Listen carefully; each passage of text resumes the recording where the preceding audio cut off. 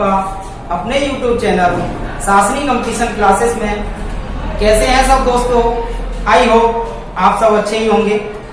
दोस्तों आज मैं नंबर सिस्टम चैप्टर लेकर के आया हूं जो ऑल कॉम्पिटिटिव एग्जाम में अति महत्वपूर्ण भूमिका निभाता है। चलो दोस्तों देखते हैं। तो दोस्तों इस चैप्टर के नाम से हमें पता चल रहा है कि संख्या पद्धति। इस चैप्टर में सबसे पहले संख्याओं के बारे में बात होगी। तो संख्याएं कौन कौन सी होती हैं और कितने प्रकार की होती हैं जिन्हें हम डिटेल्स में पढ़ेंगे।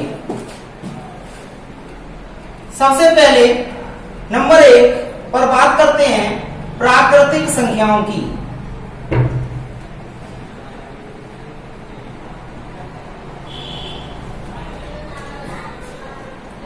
जिन्हें हम नेचुरल नंबर बोलते हैं।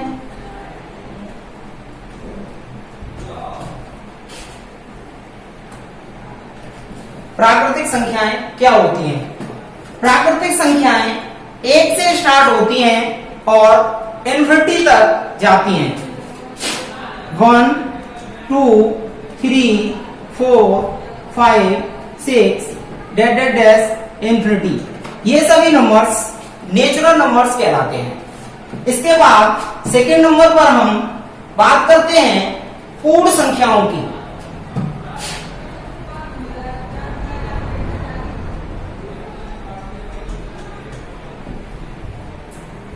जिन्हें हम होल नंबर बोलते हैं। पूर्ण संख्याएं दोस्तों जैसे आपको पता चल रहा है कि इस वर्ड से पूर्ण संख्याएं, इसका मतलब अगर हम नेचुरल नंबर्स में 0 को इंक्लूड कर दें तो ये सारे नंबर्स होल नंबर्स बन जाएंगे। 0, 1, 2, 3, 4, 5 डैश डैश डैश इन्फिनिटी। एक बार देखिए दोस्तों दोबारा। नेचुरल नंबर्स में मैंने केवल 0 को शामिल किया है। अगर 0 को मैं इंक्लूड कर दूंगा तो ये सारे नंबर्स पूर्ण संख्याएं बन जाएंगी।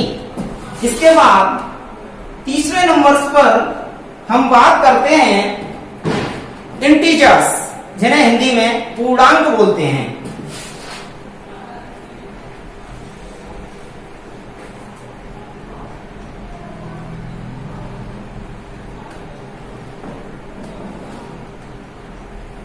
इंटीजर्स क्या होते हैं? तो सबसे पहले दोस्तों हम एक नंबर लाइन खींचते हैं।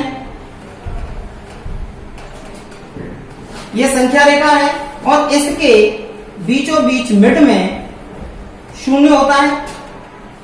दोस्तों शून्य एक ऐसी संख्या है जो ना तो धनात्मक है और ना ही ऋणात्मक।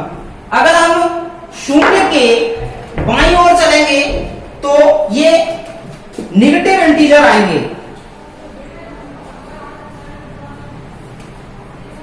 और ये कहां तक आएंगे? इन्फिनिटी तक। और अगर हम शून्य के दाईं ओर चलेंगे तो ये सभी पॉजिटिव इंटीजर्स होंगे।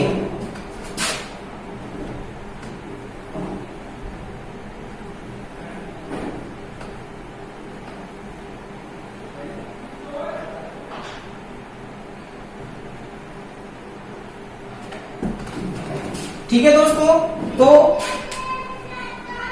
इनको हम बोलेंगे नेगेटिव इंटीजर्स और इनको बोलेंगे हम पॉजिटिव इंटीजर्स।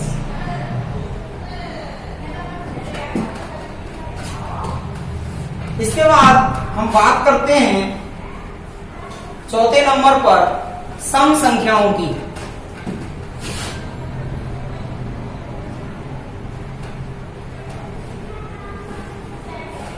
सम संख्याओं को इंग्लिश में इवन नंबर बोलते हैं।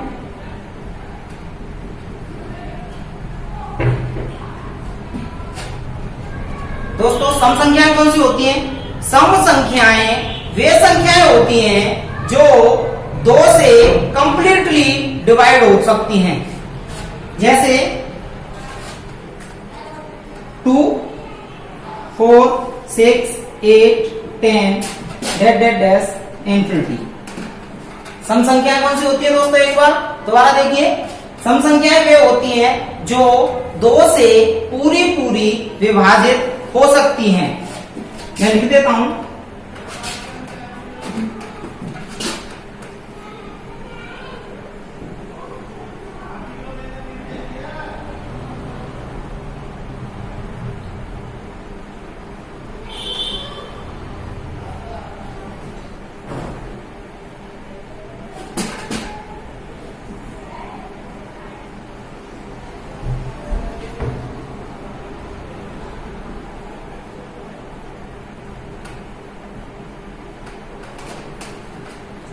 वे संख्याएं जो 2 से कंप्लीटली डिवाइड हो जाएं, सम संख्याएं कहलाती हैं।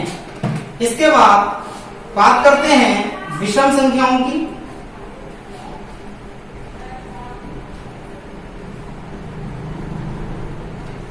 जिन्हें हम ऑड नंबर बोलते हैं। विषम संख्याएं क्या होती हैं? वे संख्याएं जो 2 से कंप्लीटली डिवाइड ना हो।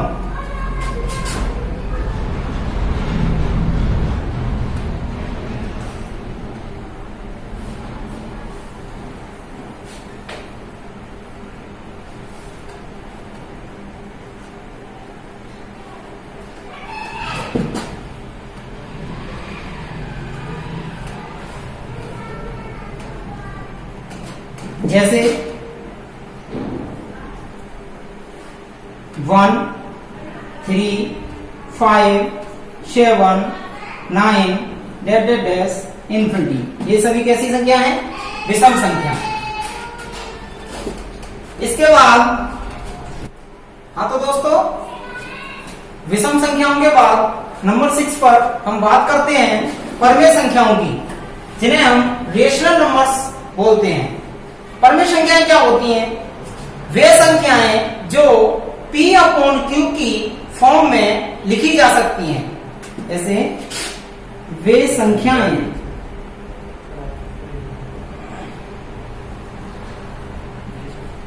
जो P/Q की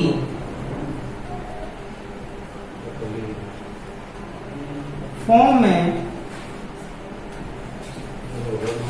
लिखी जा सकती हैं,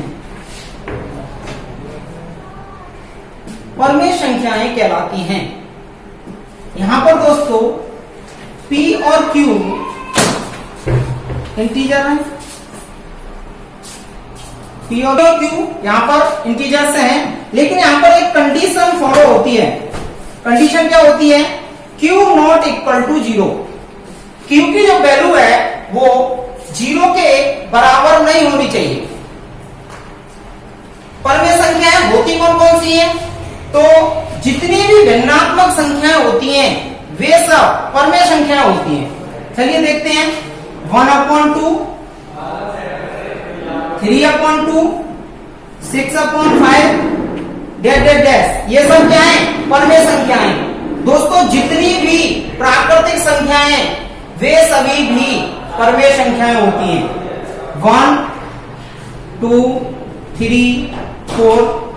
अब प्राकृतिक संख्याएं परमेय कैसे होती हैं? क्योंकि दोस्तों अगर मैं 4 के नीचे 1 बढ़ा दूं तो ये P हो गया और ये Q हो गया, तो P/Q की फॉर्म में लिखी जा सकती है, इसीलिए ये क्या होगी? परमेय संख्या होगी। इसके अलावा दोस्तों जितनी भी डेसिमल फ्रैक्शन होते हैं, जितने भी दशमलव वाली संख्या होती हैं, वे संख्याएं भी परमेय संख्याएं होती हैं। जैसे 1.5, 2.5 डैश डैश डैश। तो परमेय संख्याएं समझ में आई होप, आशा करता हूं कि परमेय संख्याएं समझ गए होंगे। इसके बाद बात करते हैं दोस्तों, हाँ दोस्तों, परमेय संख्याओं में एक इंपोर्टेंट वैल्यू 22/7 ये पाई की वैल्यू होती है। तो दोस्तों याद रखना, 22/7 तो परमेय संख्या होती है, लेकिन पाई अपरमेय संख्या होती है, जो आगे बात करेंगे। इसके बाद नंबर 7 पर बात करते हैं अपरमेय संख्याएं।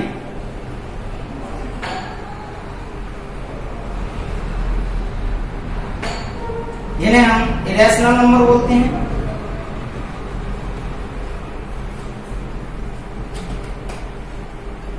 अपनमेय संख्याएं कौन सी होती हैं?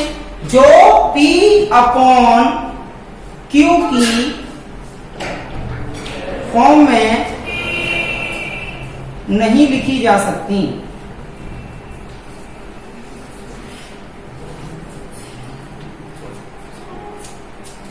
जो P अपॉन Q की फॉर्म में नहीं लिखी जा सकती वे सभी अपरमेय संख्याएं होती हैं।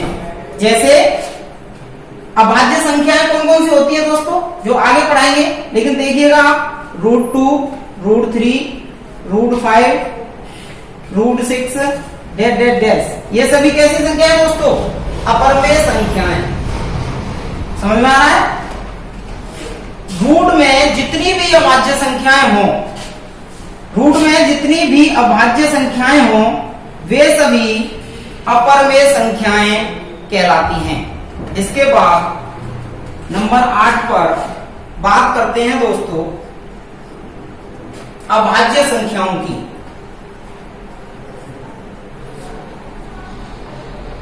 अभाज्य संख्याएं जिन्हें हम प्राइम नंबर बोलते हैं।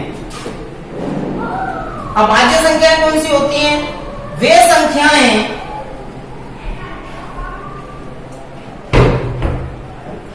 जो स्वयं से और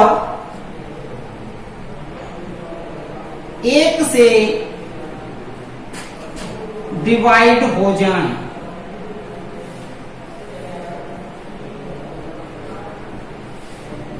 दोस्तों, वे संख्याएं जो स्वयं से और एक से डिवाइड होती हैं, इसके अलावा और किसी संख्या से डिवाइड नहीं होती हैं, अभाज्य संख्याएं कहलाते हैं। और आपको पता होगा सबसे छोटी अभाज्य संख्या 2 होती है।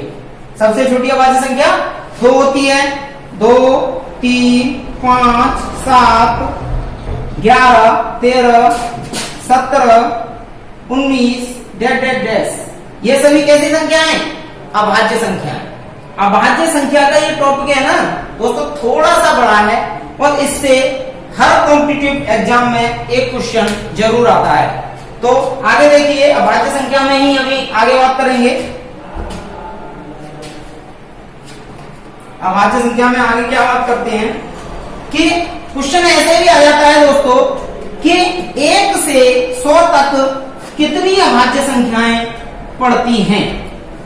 तो काउंट करना थोड़ा पॉसिबल नहीं लगता, टाइम लगेगा। तो इसके लिए दोस्तों मैं आपको एक ट्रिक बताऊंगा जिससे आप 1 से 100 तक की अभाज्य संख्याएं फाइंड आउट कर सकते हैं।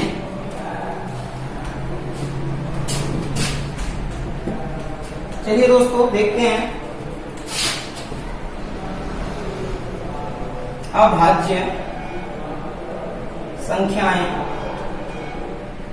ये टॉपिक चल रहा था प्राइम नंबर।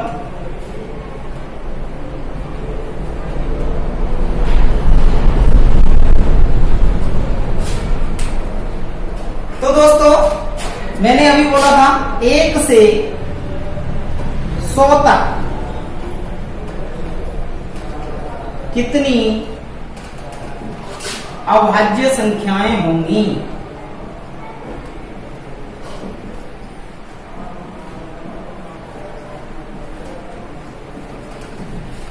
तो दोस्तों मैं आपको इसका आंसर बताऊं, 1 से 100 तक 25 अभाज्य संख्याएं पड़ती हैं।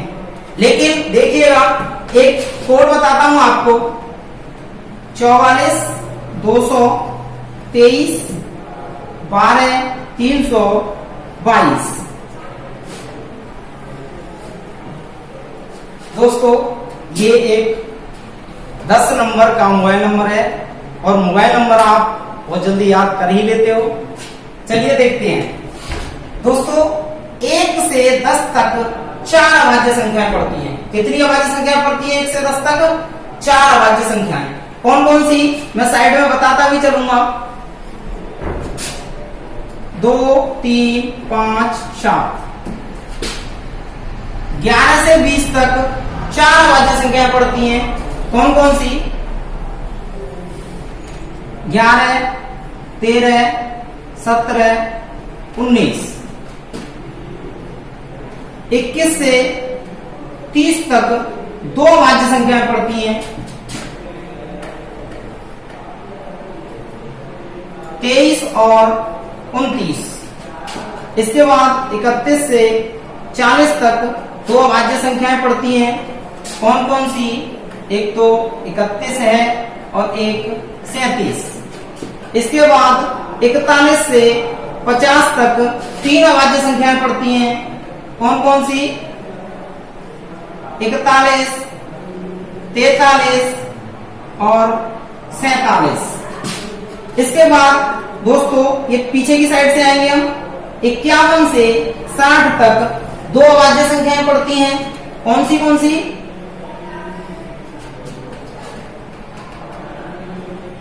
53 और 59।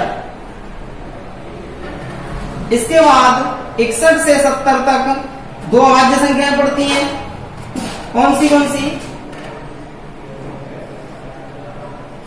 61 और 67। इसके बाद 71 से 80 तक 3 अभाज्य संख्याएं पड़ती हैं। 71, 73 और 79।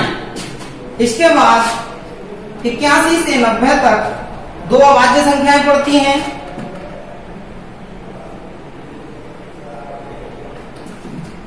कौन सी? एक तो 83 और एक 89। इसके बाद 91 से 100 तक ओनली एक अभाज्य संख्या पड़ती है, वो है 97। तो दोस्तों आपने देखा कि 1 से 100 तक 25 अभाज्य संख्याएं पड़ती हैं। कैसे? आप काउंट करके दे सकते हैं। 4 और 4 8 और 2 10 और 2 12 और 3 15, तो 50 तक हो गई। अब 51 से 60 तक देखें। 2 और 1 3 और 3 6 और 2 8 और 2 10। 10 ये हो गई। और टोटल अगर पूछता है तो कितनी हो गई? 25। टोटल अगर पूछता है तो कितनी हो गई? 25। तो नहीं बोलोगे ना दोस्तों? 1 से 100 तक 25 अभाज्य संख्याएं पड़ती हैं। इसके बाद बात करते हैं भाज्य संख्याओं की। अभाज्य संख्याओं के बाद भाज्य संख्याओं की, जिन्हें हम इंग्लिश में कंपोजिट नंबर बोलते हैं। तो दोस्तों आप बताइए सबसे छोटी भाज्य संख्या कौन सी है? एक बार रिपीट करता हूं क्वेश्चन। सबसे छोटी भाज्य संख्या कौन सी है?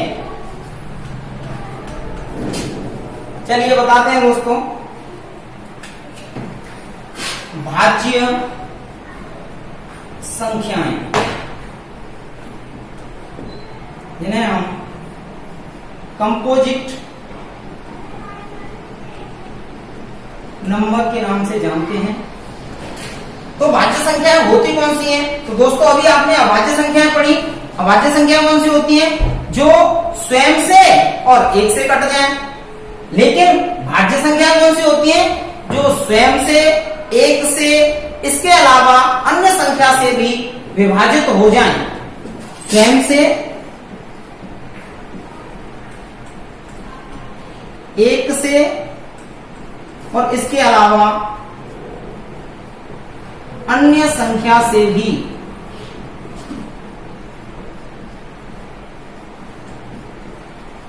विभाजित हो जाएं। वे कौन सी संख्या होती हैं? भाज्य संख्याएं। तो दोस्तों सबसे छोटी, जैसा कि मैंने अभी पूछा था आपको क्वेश्चन, कि सबसे छोटी भाज्य संख्या कौन सी है? तो सबसे छोटी भाज्य संख्या 4 होती है।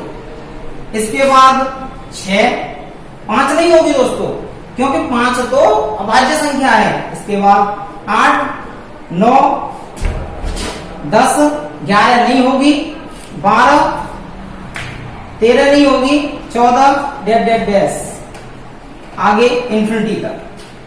भाज्य संख्याएं समझ लीजिएगा दोबारा से। 4, 6, 8, 9। दोस्तों जैसे मैं देखूं कि 9 स्वयं 9 से कट रहा है, 1 से भी कट रहा है और 3 से भी कट सकता है। समझ में आया? तो ये होती हैं भाज्य संख्याएं। इसके बाद हम बात करते हैं दोस्तों सम्मिश्र संख्याएं।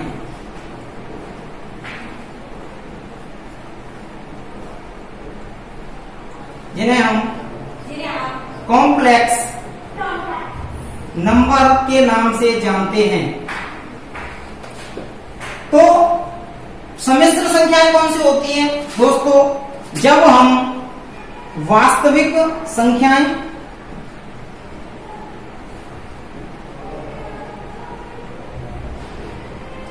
प्लस काल्पनिक संख्याएं,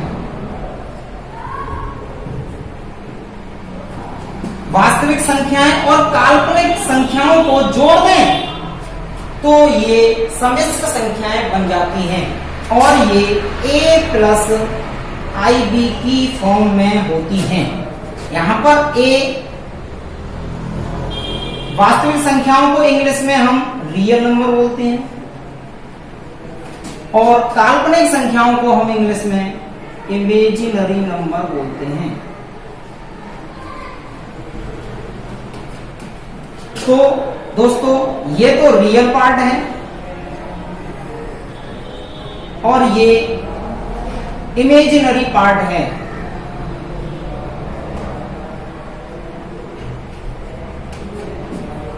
तो सम्मिश्र संख्याएं दो संख्याओं से मिलकर के बनती हैं, वास्तविक संख्याएं और काल्पनिक संख्याएं। तो वास्तविक संख्याएं कौन सी होती हैं?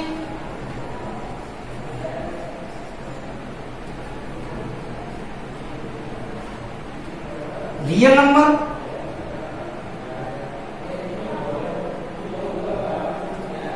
तो दोस्तों एक बार दोबारा से नंबर लाइन खींचते हैं। मिड में क्या होता है? 0।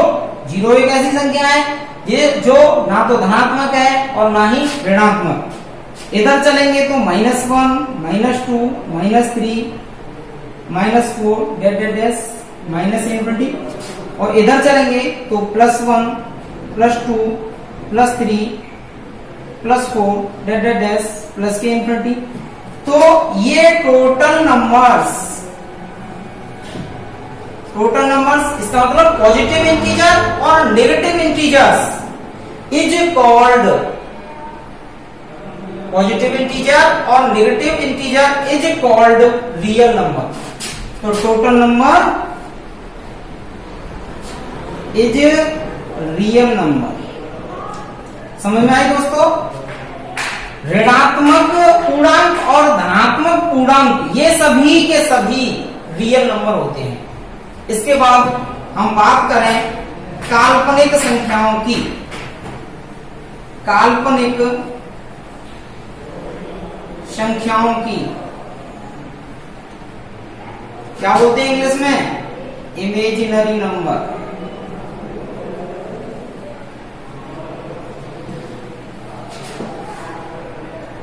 इमेजिनरी नंबर कौन से होते हैं दोस्तों? यहां पर आपको निगेटिव इंटीजर दिखाई दे रहे हैं।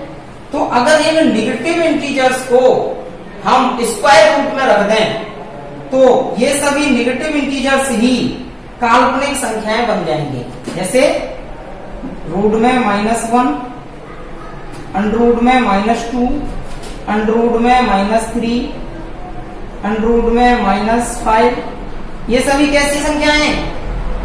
काल्पनिक संख्याएं हैं। और दोस्तों याद रखना आप, अंडररूट में -1 की वैल्यू होती है आयोटा। क्या होता है ये? आयोटा। आयोटा की वैल्यू कितनी होती है? अंडररूट में -1। अगर मैं अंडररूट में -3 है और इसकी वैल्यू मुझे निकालनी है तो इसकी क्या है? इसको हम तोड़ सकते हैं कैसे? √3 गुणा रूट में -1, तो √3 ज्यों का त्यों, और -1 की वैल्यू क्या होगी? आयोटा। तो ये क्या हो जाएगा? अंडररूट में 3i। समझ में आ रहा है दोस्तों? आशा करता हूं कि आप सभी के समझ में अच्छे से आ रहा होगा। मैंने आपको बता दिया कि सम्मिश्र संख्याएं यहां से सवाल बन जाता है दोस्तों, क्योंकि अब कॉम्पिटिटिव एग्जाम है वो कहीं से भी पूछ सकता है। इसके बाद हम बात करेंगे सहअभाज्य संख्याओं की, कि सहअभाज्य संख्याएं क्या होती हैं, जिन्हें हम इंग्लिश में को प्राइम नंबर्स के नाम से जानते हैं। चलिए दोस्तों, सहअभाज्य संख्याएं, को प्राइम नंबर। सहअभाज्य शब्द से पता चल रहा होगा, साथ साथ, साथ साथ कैसी अभाज्य भी हो सकती है। देखिए चलो एग्जाम्पल देके बताता हूं आपको, लेकिन होती क्या है, इनकी डेफिनेशन क्या है। तो सहअभाज्य संख्याएं वे संख्याएं होती हैं जिनका HCF, अगला टॉपिक हमारा दोस्तों HCF LCM ही होगा जब आपको बताएंगे। तो जिनका HCF 1 होता है, जिनका HCF 1 होता है, वे सभी कैसी संख्या होती हैं, सहअभाज्य संख्याएं। जैसे 8 और 25, दोस्तों 8 और 25 कैसी संख्याएं आपस में, सहअभाज्य संख्याएं। क्योंकि जब हम 8 और 25 का यहां पर अगर HCF निकालें तो 1 आएगा। 8 और 25 का अगर हम HCF निकालें तो कितना आएगा, 1 आएगा दोस्तों। तो ये सब कैसी संख्याएं, सहअभाज्य संख्याएं। और ले लो दोस्तों 23, 17, ये सब कैसी संख्याएं, ये भी सहअभाज्य है। 23, 17 और भी ले सकते हैं। कहने का मतलब जिनका HCF 1 आ जाए वे सभी संख्याएं कैसी होंगी, सहअभाज्य संख्याएं। इसके बाद दोस्तों मैं बात करता हूं दशमलव। दशमलव थोड़ा सा टॉपिक अच्छा है, आप इसको अच्छे से समझिएगा, डिटेल्स में बताता हूं, और अपने आप में एक महत्वपूर्ण भूमिका भी रखता है।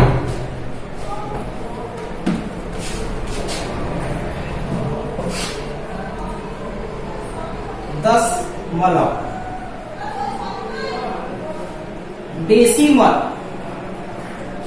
तो दशमलव दोस्तों 2 प्रकार का होता है। एक तो होता है टर्मिनेटिंग डेसिमल, जिसे हम शांत दशमलव कहते हैं, और एक होता है नॉन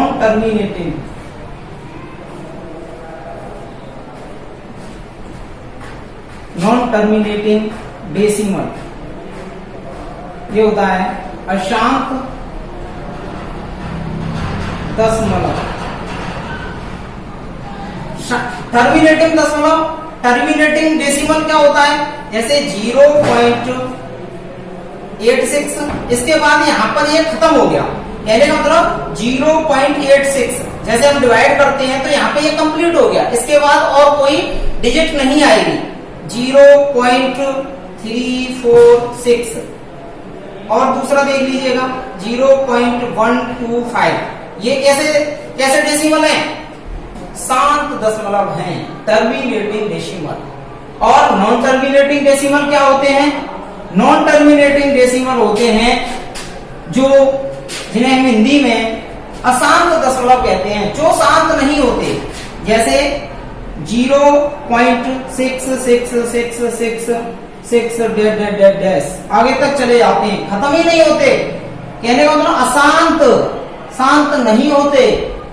0.46464646 कहने का मतलब जिनका एंड नहीं होता, वे सब कैसे दशमलव हैं, अशांत दशमलव। अब दोस्तों यहाँ पर अशांत दशमलव को भी 2 पार्टों में तोड़ा गया है। कौन सा, एक तो रिपीटिंग डेसिमल, रिपीटेबल लिख लो, चलिए रिपीटेबल डेसिमल, दूसरा होता है नॉन रिपीटेबल डेसिमल।